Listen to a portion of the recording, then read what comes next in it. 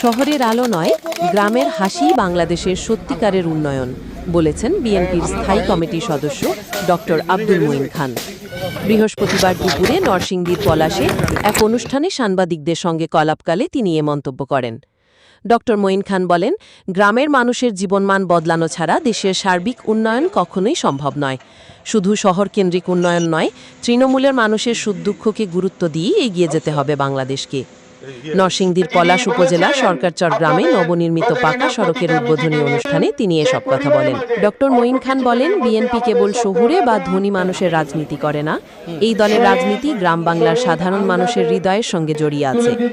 তিনি উল্লেখ করেন, বিএনপির ভারপ্রাপ্ত চেয়ারম্যান তারেক রহমান বহু বছর আগে থেকেই গ্রামে গ্রামে ঘুরে মানুষের দুঃখ দুর্দশা কাছ থেকে দেখেছেন এবং সেই বাস্তবতা থেকেই তৃণমূল ভিত্তিক রাজনীতিকে গুরুত্ব দিয়েছেন। তিনি আরও বলেন, যে মাটির মানুষ দেশের প্রাণ, তাদের ভাগ্যের পরিবর্তন ছাড়া উন্নয়নের গল্প পূর্ণতা পায় না। অনুষ্ঠান শেষে গজারিয়া ইউনিয়ন পরিষদ প্রাঙ্গণে শতাধিক অসহায় ও দুস্থ মানুষের মাঝে বিজিএফের চাল, শুকনো খাবার ও ঢেউটিন বিতরণ করা হয়। এ সময় উপস্থিত ছিলেন উপজেলা নির্বাহী কর্মকর্তা ইশতিয়াক আহমেদ, সহকারী কমিশনার ভূমি রাকিম মাসরুর খান, উপজেলা বিএনপি সাধারণ সম্পাদক সাইফুল হক, যুগ্ম সম্পাদক বাহাউদ্দিন ভুইয়া মিল্টন, ঘোড়াশাল পৌর বিএনপির সভাপতি আলম মোল্লা সহ স্থানীয় নেতৃবৃন্দ।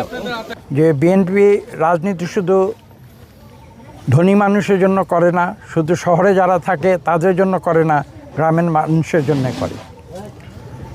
বাংলাদেশে 18 কোটি মানুষ, তার মধ্যে দেখুন কোটি কোটি মানুষ গ্রামে বসবাস করে, আর কিছু লোক যারা শহরে বসবাস করে তাদেরও কিন্তু মূল গ্রামে। ছুটি ছাটা দেখবেন, এই যে সামনে ঈদ আসছে, ঈদের ছুটিতে কিন্তু ঢাকা শহরে লোক থাকবে না, তারা সব নারীর টানে গ্রামে ফিরে আসবে। কাজে সেই গ্রামের যদি উন্নয়ন না হয় তাহলে কিন্তু শহরের উন্নয়ন করে বাংলাদেশের উন্নয়ন কেউ করতে পারবে।